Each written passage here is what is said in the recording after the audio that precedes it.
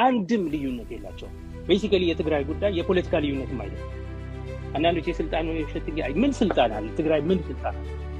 ያጣላ ስልጣን እቺ አዲስ አበባ እየተጠራራ የምትጨቃጨቅበት it's the most horrendous place to be in። ምን የሚያኮራ ስልጣን አለውና ነው እዛ ጋር ማለት በዚህ በመከራ የተሰቃየ ህዝብ የተራቆተ ህዝብ በዚህ ምን እንደሚናገርና ምን እንደሚያምን የማያውቅ የዱርዬ ስብስብ ጋር ብሪጅ ሆነ መስራት ይሄን ያህል ስልጣን ጥቅም ምናምን ያለው ነገር አይመስለኝም። እና ለዚህ ህዝብ ሰብአዊነት ሰብአዊ እርዳታ እንዲደርስ የተፈናቀለ እንዲመለስ ግዛቱ እንዲመለስ እና ወደ ህገ መንግስታዊ ሳይንፖስቶች ወደ ዲሞክራሲያዊ የህዝብ አስተዳደር የምንመለስበት መንገድ የሚል የጋራ ነገራቸው ይሄ ነው።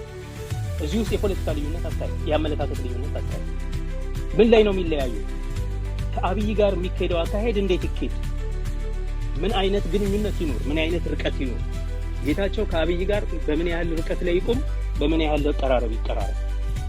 ደብረጽዮን ከአብይ ጋር በምን ያህል ይቀራረብ? በምን ያህል ይራቅ? ደብረጽዮንና ኤርትራ ወይም ደግሞ ጌታቸውና ኤርትራ በምን አይነት ርቀት ላይ ይቆም? የዓለም አቀፍ መንግስት ተቋማትና የትግራይ አመራር በዚህ ነው የሚለያዩ። ይሄ ደግሞ መሰረታዊ ፕሪቶሪያ ስምምነት ዙሪያ ላይ ያለ የስልቶች ልዩነት ነው። እኔ የተለያየ ስልት መኖሩ እንዲሁም ሪሶርስ ፉልነታቸውን ነው የሚያሳየው።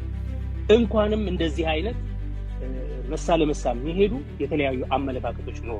ምክንያቱም የሁለቱ ፍትጊያ በተሻለ ፍጥነትና በተሻለ ጥልቀት በተቻለ መጠን ከፕሪቶሪያ ውል የሚያገኙትን ድል የሚያገኙትን ለህዝባቸው የሚያስጥሉትን ትርፍ ለማስጣል ይጠቅማቸዋል።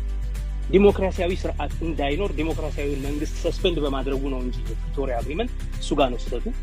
ምክንያቱም በዲሞክራሲያዊ አግባብ የተመረጠ መንግስት ነበር የፕሪቶሪያ መንግስት። ኦኬ የትግራይ መንግስት የሽግግር መንግስት ይቋቋም ሲባል ወይም የጊዜያዊ መንግስት መቋቋም የነበረበት በኢትዮጵያ ደረጃ ነው እንጂ በትግራይ አይደለም። ሆኖ እኮ አያውቅም። ክራይሲስ የደረሰበት ጦርነት ያወጀው ጦርነት አውጆ መጨረስ ያቃተው ስለዚህ ወደ ስምምነት እንዲመጣ የተደረገው የፌደራል መንግስቱ ከመጀመሪያውም ዲሞክራሲያዊ ተቀባይነት የሌለው በዚህም ምክንያት ከትግራይ ህዝብ ኃይሎች ጋር የተለያየው የኢትዮጵያ መንግስት ነው። ስለዚህ